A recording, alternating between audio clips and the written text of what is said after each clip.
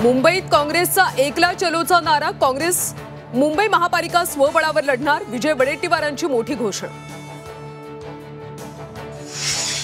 नाशिकमध्ये मनसे महाविकास आघाडी नगर परिषद निवडणूक एकत्र लढणार। महाविकास आघाडी मनसेच्या संयुक्त पत्रकार परिषदेतून घोषणा।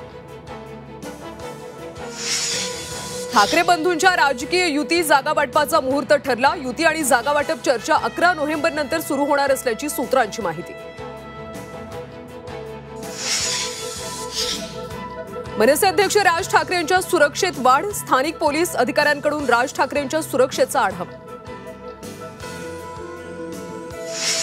आशिष शेलारांच्या मतदारसंघात अनेक दुबार मतदार। 90% नावं परप्रांतीय असल्याचा संदीप देशपांडेंचा दावा।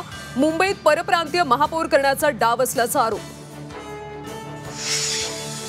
लेकी सुनांवर वैयक्तिक टीका केल्यास त्या उमेदवाराचा प्रचार करणार नाही। मंत्री उदय सामंतांच्या कार्यकर्ते आणि पदाधिकाऱ्यांना सूचना। एकही वाईट शब्द न काढण्याचे सामंतांचे निर्देश। खासदार संजय राऊतांच्या प्रकृतीत सुधारणा। आज दुपारी रुग्णालयातून डिस्चार्ज मिळणार। भाऊ सुनील राऊतांची माहिती। अमेडिया कंपनीने तहसीलदारांना लिहिलेलं पत्र झी24 तासच्या हाती। करारातच भाडेपट्टा रद्द करण्याची अट असल्याचं पत्रात नमूद।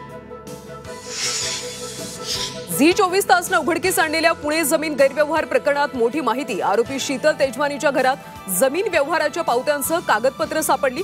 तेजवानी देशातच असल्याची माहिती।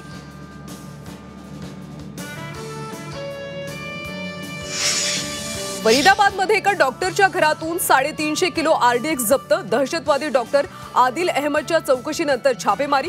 देशात दहशतवाद्यांचा मोठा कट उधळला।